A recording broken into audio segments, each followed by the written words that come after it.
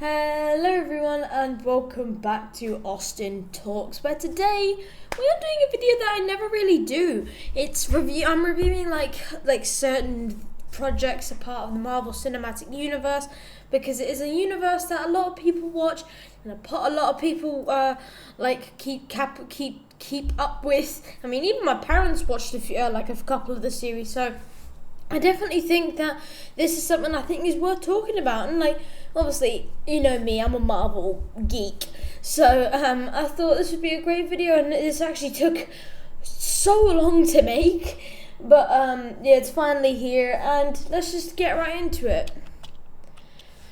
Now, the first thing I would like to address is why I'm actually doing this video. Now, I actually have recently just done a full rerun of the whole MCU, and oh my god, it's really difficult. But until phase 4, I actually think it was time to do a little rating of each, of each of these chronologically. But I will say that what I think about the ones that I enjoyed, the ones that I enjoyed to the fullest.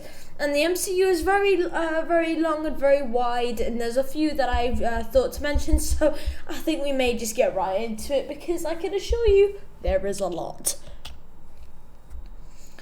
Now, this is my top 5 for movies. So my top 5 is Shang-Chi and the Legend of the Ten Rings. Now, this movie is incredibly underrated. I know a lot of people do like it, but I think it should be higher. But when I saw this in theaters, was like, oh god damn. It was very, very, very good. Now, before I watched the movie, I had to do a bit of research on the character, because I literally knew nothing about this character.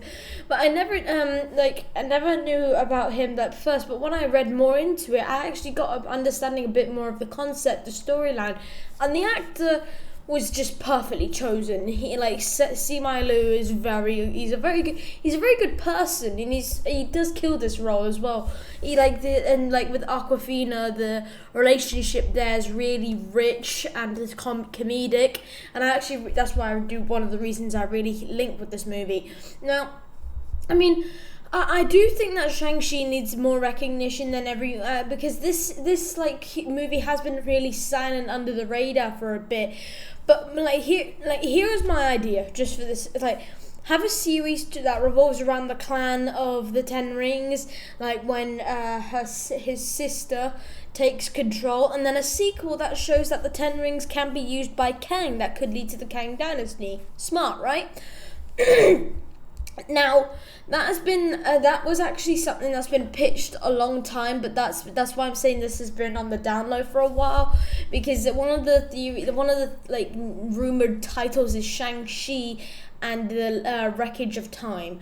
Now, that possibly could, and we obviously got the post-credit scene revealing that the Ten Rings have a bigger type of role, so I guess this all does make sense, and that's why it's in my top 5. Great quality, good movie concept.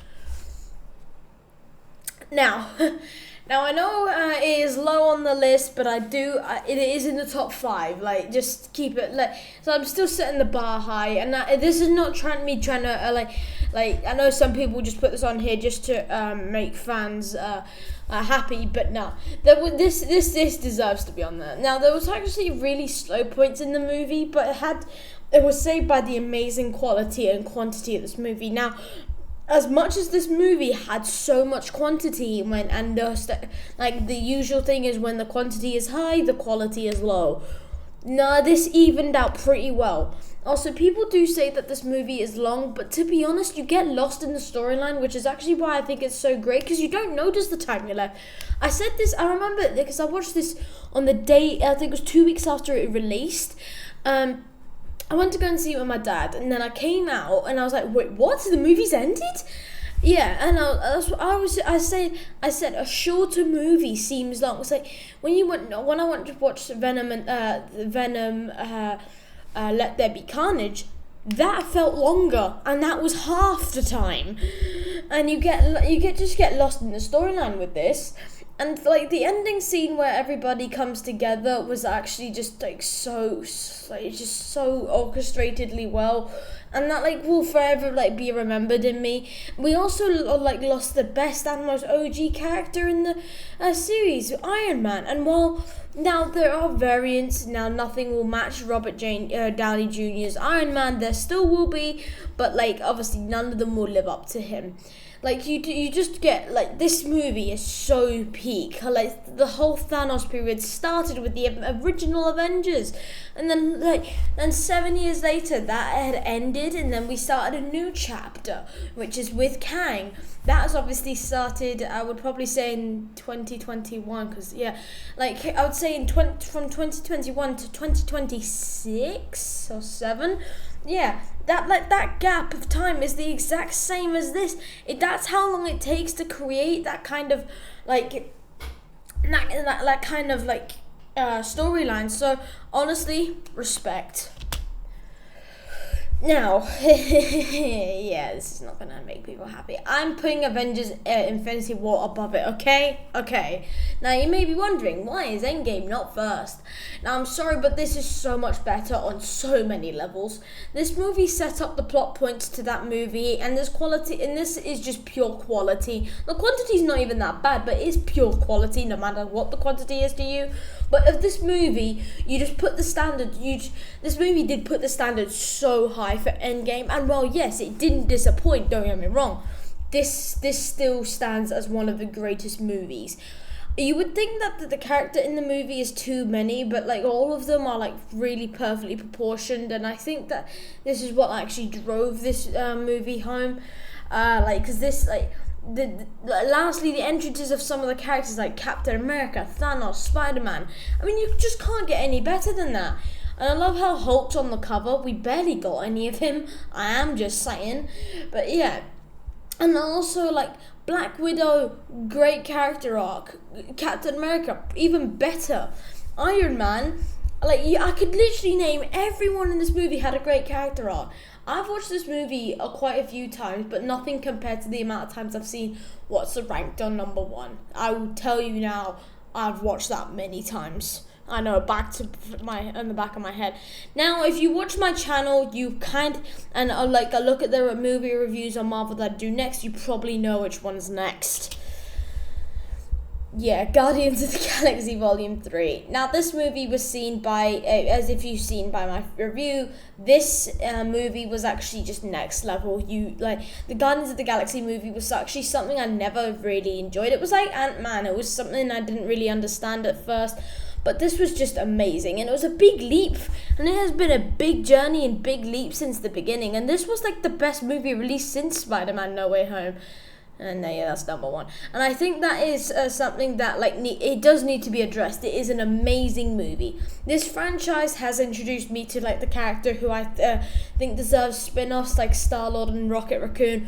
But it was so well, like the High Evolutionary was just like the High Revolutionary, yeah, someone like that. The High Evolutionary was just like, it was a good villain, but one of those villains that you hated because of his arc. And yeah, like when the first Guardians of the Galaxy came out, the theme was the only thing that kept me hooked. Yeah, that was the only thing that kept me hooked. And like the same with Ant-Man, I didn't quite understand it, but I liked the movie. But this movie is just amazing, but it does not compare to this. Spider-Man No Way Home is the best in the franchise, hands down. Now, while I am aware that people will not be happy about it, but it is a good movie, you have to acknowledge that. You have to.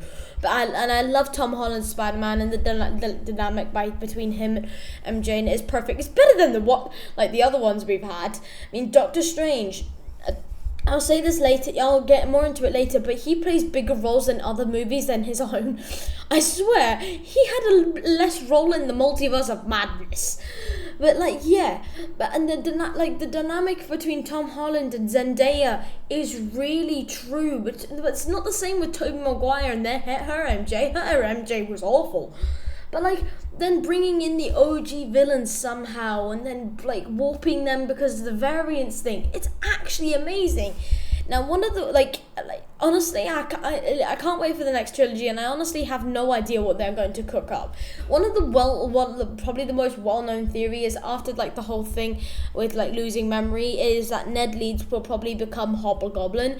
And to be honest, I actually think this was actually a good way to start with this new trilogy, because then it will show the darkness, and obviously in this new trilogy we'll probably get the symbiote suit, which has already been leaked. It's probably not true, but it has been leaked, and it's like quite good at, like, I can't lie, but like, yeah, this like if he's the if they don't know each other, but like secretly Spider-Man does, and then he becomes Hobgoblin, that will end up like being a dynamic where Spider-Man's so annoyed that he has to fight his own friend, and that darkness will be warped into the symbiote. It would be a very good trilogy and a very good movie. There's also a theory that this is maybe Spider-Man 4 should be the last one. I'm not too sure, but I guess we'll have to wait and see. Now, that was obviously my top 5. Now, these next 6 mentions go from my from my 6th to 11th. So you'll get my top 10. So yeah, you'll get my official top 10. So yeah, here we are. So these are what we call honorable mentions, and I will be doing TV series later on in the video. So yeah, that's the same. It will same be with that. Now, number 6. Iron Man. Now, this movie actually deserves it because it put the whole MCU into motion. But and let's be honest, I actually don't think anyone at the time thought that we'd be here right now. No one thought that Iron Man would become one of the Avengers, and then become. I mean, do you know what's the funniest thing? There was not even the Marvel symbol in the front cover. So funny. But this was actually a godlike movie, let alone that it was a part of the actual MCU. And while he did die in Endgame, people think that his legacy died, but it didn't. It never did. The legacy of Iron Man is his formation of the Avengers. That's a part of his legacy. Tom Holland's Spider-Man is a part of his legacy. Now, the best scene of this movie was definitely when he revealed that I am Iron Man, and that his character growth to become Iron Man is just a piece of gold. And no, I'm not saying that because of his mask, but no, it is just a piece of. He is a piece of gold. Nothing will match this. I mean, well, I say that, but I have it in the 6th. If you look at it from this perspective, you probably would rank it second, because Spider-Man No Way Home was orchestrated by Tony Stark with the suit and all that. But it is a good movie, and Iron Man is a great movie as well. But it's just me. I know someone who will not be. I'm not happy with that. Now, the Avengers. Okay, well, this is true.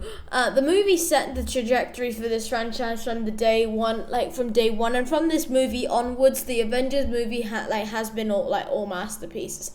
Oh, and I actually have a funny story. This movie actually scared me. I went to go and see it in theaters. This movie actually scared me because Hulk, every Hulk scene terrified me as a kid. I thought it was quite funny. Now you think back at it, but. All the Avengers movies have been masterpieces, but Age of Ultron is probably the worst down the pecking order, but it is still a good movie. There's no doubt about that. Everyone has their strengths and weaknesses, but trying to measure their trying to measure who is the best. We tried to do that in a class a few weeks ago. But trying to measure who actually is the best is a hard thing to measure. This movie is something that you get very rarely, which is why I actually. It is something that needs to be said and explained, and while others are better, this still reigns superior to many other MCU movies. I mean, to be fair, nowadays that's not hard, but this does reign superior to this is definitely the 3rd in my Avengers list, but yeah, from this you have to top it every single time. So from here, I wonder what they're gonna do for what do you call it? Kang Dynasty and all that. Yeah. Ant-Man, wait, what? Oh yeah, I did put this. I was hang on, wait, what? I thought there was this one before. Yeah. No, but this movie was actually really good, but really, really underrated. I think that we can all agree that this movie is better off. This is the better of the three movies. All the other ones suck. I mean, let's be honest. Who knew Ant-Man would face off against Kang the Conqueror and win? Like, for real, man. This movie does show, like, what, like, Ant-Man is kind of like. He's kind of like the Booster Gold. But, like, as much as in this movie he's, like, an idiot and is, like, stupid, he cares about his family and he tries to protect his daughter as much as he can. Yeah, and that goes well in Ant-Man Quantumania. I didn't say anything. Now, this suit was actually really spot on, and the storyline is actually really good because it's a representation. It is a pure representation for that of character development, and one of the best things to show in the MCU is just like character development, because character development I think is some of the best things to show in like any source of media, because then it shows a good story. You can do it with any story, like you could write a story, because it's technically when you're making a movie you're still writing it, but like I mean you would facing off against Kang the Conqueror. I think it's just a bit far-fetched, and the fact that he won, are you for real? This is definitely the best because I do think his whole association against the Yellow Jacket is very good as well. And that's why I actually really do like it. I do watch it quite a lot. Yeah, this is the one I thought was above this. Because I do like this better more than the other one, but okay. And I'll just like to say, Ant-Man is actually a part of that team. Why is he not a part of this lineup? That's made me sad now.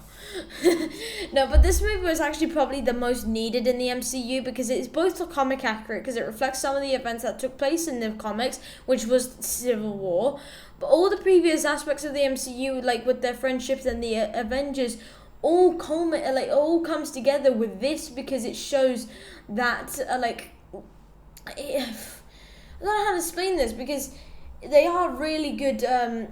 It's just a load of elements and factors that have come together in the MCU, but like it's split apart. We're obviously introduced to Black Panther in this movie, and I guess Bucky, because we never really got a good version of him in the first movie. But like this was built over years, and I do think that the events of Age of Ultron, while not actually the greatest, it did set up major aspects for this for the MCU, and it actually affected some of the events of the Avengers Infinity War, between like the shady conflicts between Tony Stark and Chris Evans, Tony Stark and Captain America. Why did I say Chris Evans? But this movie definitely needs to praise. Needs a praise. And if all we need now is a Thunderbolts movie that literally mirrors this, a Thunderbolts movie that is very similar, but this movie, and then you have to do a great Thunderbolts movie. Just take notes, future MCU, because you need to make a stand at this point.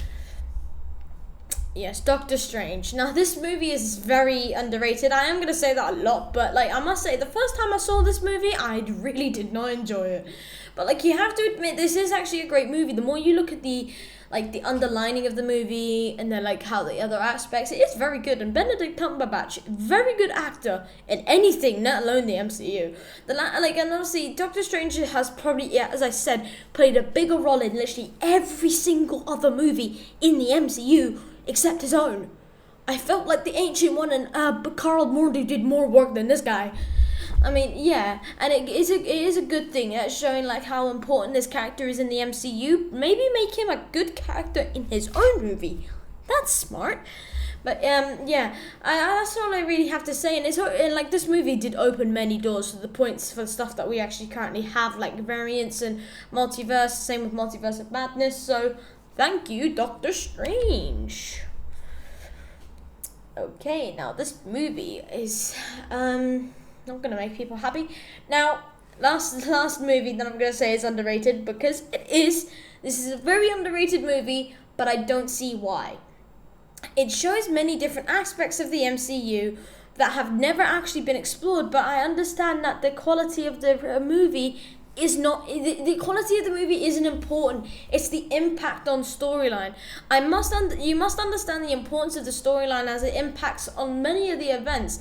This impacts the impact of this movie is really overlooked, and you need to to show the implications of the story, such as Arishem, the Black at Night. And while it isn't happening right now, it needs to be shown pretty soon before the events of the next Avengers movie. And show a Midnight Suns. All of this can lead to a Midnight Suns. I think their whole presence, they're the underlining of the MCU. Their powers are what made Thanos. Their powers is what made a lot of stuff. That's why I think this movie is so overlooked. But as much as the quality, don't get me wrong, isn't great, it is a good movie. It is. The costume as well. The costumes are so good. They're just so good. But yeah. Now, we are moving on to TV series. Now, obviously, the MCU have been farming these TV series recently, and there is only 8, I think, if I counted correctly. There are only 8 that I actually think were worth mentioning, 3 of which are in my top 3. So, let's just get right into it. Now, in third place, we have Le Moon Knight. That's probably expected because I did really hype this one. This was one of the first things I spoke about on the channel. But people say that the way that the series ended was really bad, but that can be argued because this series was actually a great representation of the original character. The original character is very dark and is very psychologically broken, which is very great in this series because it was perfect. It was represented perfectly. And I'm not sure if there will be a season 2 heading our way, unfortunately. But from reports, I honestly doubt it. Even though we need it. When you need a series, you're not getting it. But Mark and Steven had some serious character development in this because with their bond of psychological beings. I mean, Steven, for crying out loud, he didn't even know he had a person in his head. Then you had Mark doing all the dirty work. Then at the end we have Jake Lockley shooting Arthur Harrow. I mean, that was expected, but why leave us on that cliffhanger and then say there's not going to have a season 2? It doesn't show much on how he had. Apparently, Jake Lockley is the person who took over, but I guess, yeah, that's I guess that could be your closing argument, but still, but the psychological beings really actually took action when Khonshu started making a bigger role. And with Khonshu, I actually think he is actually a good character. And as much as he is very brutalized, their relationship between each other is really brutalized. And what I mean by that is how do I put this? When you have a friend, when you say you have a friend, and I say that with air quotes, when you have a friend who is rude to you, they're not truly a friend. They just think that you're their friend. That's kind of the whole point. They're working together, but they're not friends. It's a really raw relationship, friendship. It's not even a friendship. The last thing I would actually like to say is the comic accuracy. The suits are amazing. It is actually absolutely flawless, and there is no doubt about that. But it is actually amazing. Mr. Knight looks absolutely amazing. Khonshu looks amazing. Jake Lockley looks amazing. It all just look really comic accurate. And the actors, this is a very common theme in the MCU, but the actors are chosen up great. We had Oscar Isaac, and then we had what's his name, Ethan Hawke. Very good actors. Now, this may surprise a lot of you because I know this series got so much backlash. I have no idea why. Now, the series I really love this show is the fact that it's so homey. That's why it's really people. It's really down to earth, very similar to the Spider-Man game, not only because it takes place in New York, but still, and it is so themed, with the Christmas in this. The Christmas theme was actually the best touch of the series, and I also like the organized crime on Christmas that gives I don't know what movies it's not My Nightmare on Christmas, but the best thing about the series was actually the way they integrated Yelena Belova. Now, she was a very major character of the year in the Black Widow series, but oh my god, they implemented her well. And I remember the day that they released some TV spots, and I thought that was so great. But I actually think this will impact the plot points of the Thunderbolts. I did watch the series again during the last Christmas in 2022, and it's the same homey vibe. And the last thing I actually want to say is this series will it will impact other series like the upcoming Echo and Daredevil Born Again. Like it will impact them because they're plot points, and I know, and like it was a great reveal to have Vincent D'Onofrio come back as Kingpin. Kingpin's a great character. I think he may have a new role in the upcoming new stingy, what's it called? In the upcoming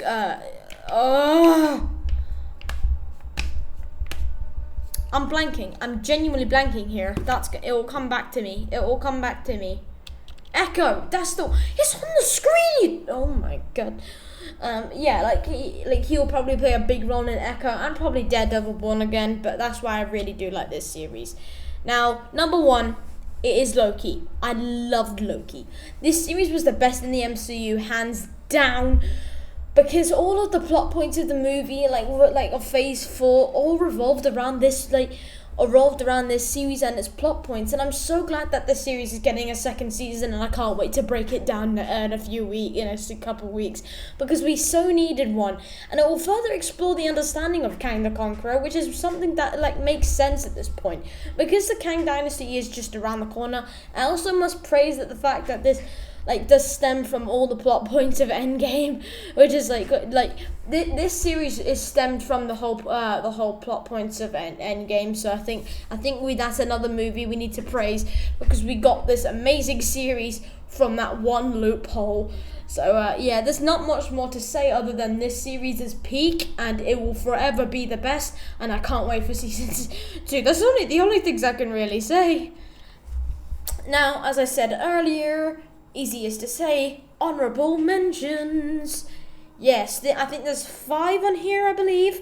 And then we've got an overall rating of the MCU. I can't wait. She-Hulk, Attorney at Law. Now, this series is actually one series that has an acquired taste. Same with a lot. Now, this series was really ramping up to something, but I won't lie to you. The reveal of the Intelligentsia and the role of Titania was really disappointing, but it was still a good series leading up to that point. The downfall was the ending, and that was a common theme between Attorney at Law and Secret Invasion. It was comedy, but it was serious, and the reveal at the end with breaking the fourth wall. It was really interesting when we saw the Kevin, that's the one. Makes you think what will happen in Deadpool 3, because we've obviously got many leaks for that.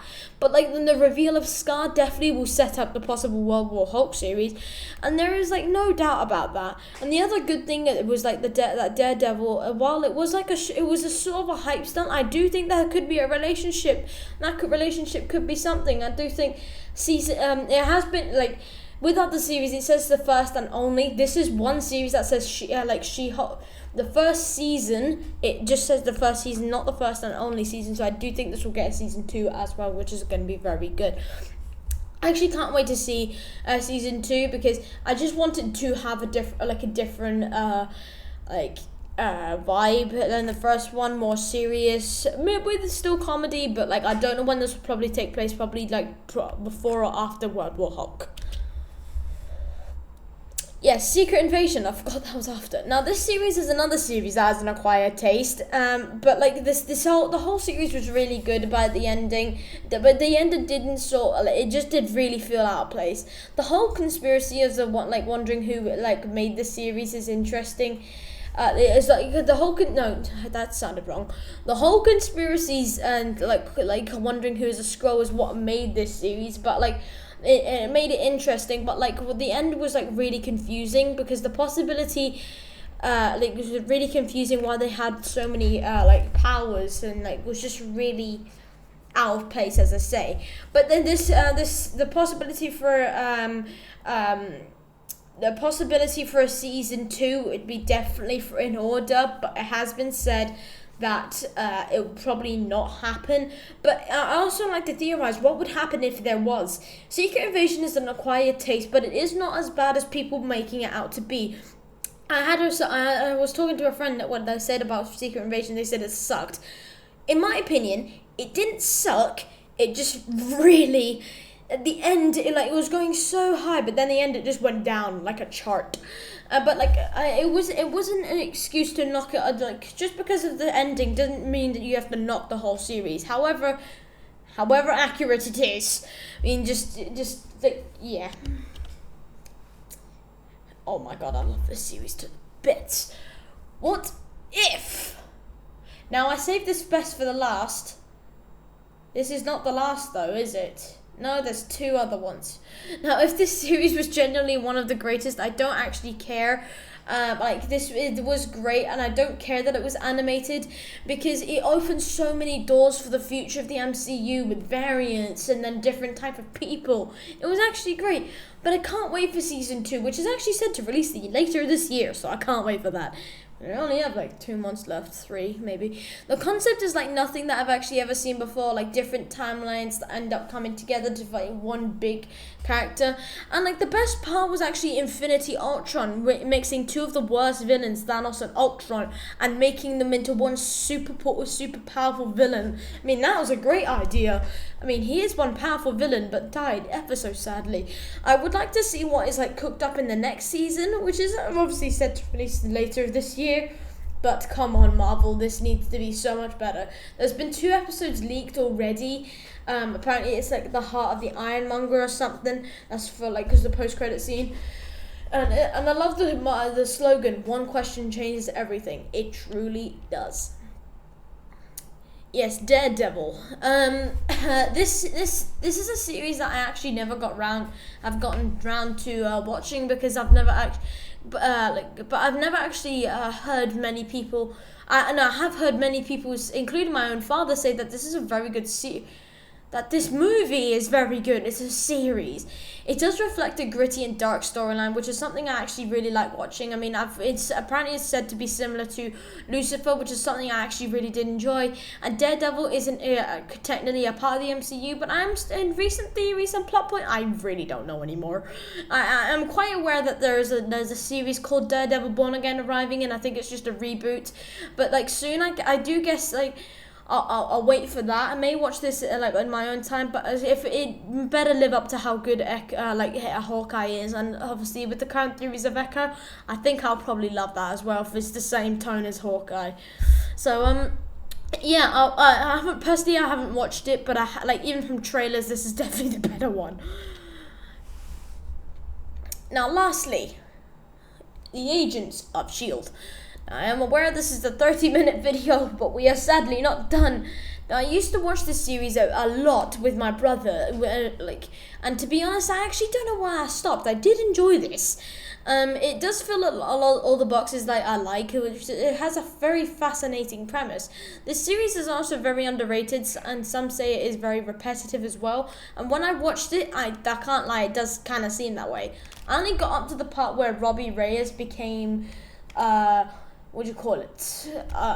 Ghost Rider, and you can actually see in the poster that he's actually a part, and he's on the other side. And yeah, but that was actually pretty much it for me. And the reason I've mentioned it is because it is one of the OG series, like Carter, but it does also show a different type of genre similar to Secret Invasion, which is why I enjoyed that. So I may actually go back and watch this, because it is good, and it is on a platform I can watch. So yay me! Now, the overall rating. Yes, it is 8.4 out of 10. Now, this is actually a mathematical rating based on my ratings of everything that I've mentioned. 8.4 is everything that has I rated everything, but then I put them into a calculator, and then you divide that by how many series there were.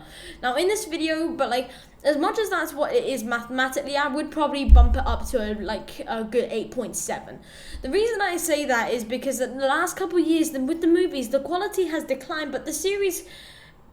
The quality has declined, but the quantity, that should say, is actually quite good. Yes, there's a lot more, but I don't think quantity is something you need to focus on. I think quality is. The MCU is one of the best sources of cinema in the world, and I don't think people realize that. So that's why I'm actually mentioning it now. And honestly, I do agree with the rating, but let me know about your rating, because obviously the MCU is a very broad, and some people may rate it higher. So you let me know about your own. Right, everyone, my mouth is currently running dry from talking so much, but that's me, Austin Talks. Now I have got an announcement video with obviously latest news video coming out tomorrow, along with the Blue Beetle review, because we have finally fixed the issue. Finally, that took so much longer than it needed to be. But yeah, and the announcement video will only be a few minutes long. It's not going to be like a typical 15-minute, 20-minute, half an hour of like mumbo jumbo. So yeah, I'm just letting you know about that. But other than that, everyone, I hope you all enjoyed. If you did like it, please like and subscribe and comment what else you'd like to see on the channel. And if that is all, I'll see you all in the next one. And I hope you all have a great day. Bye.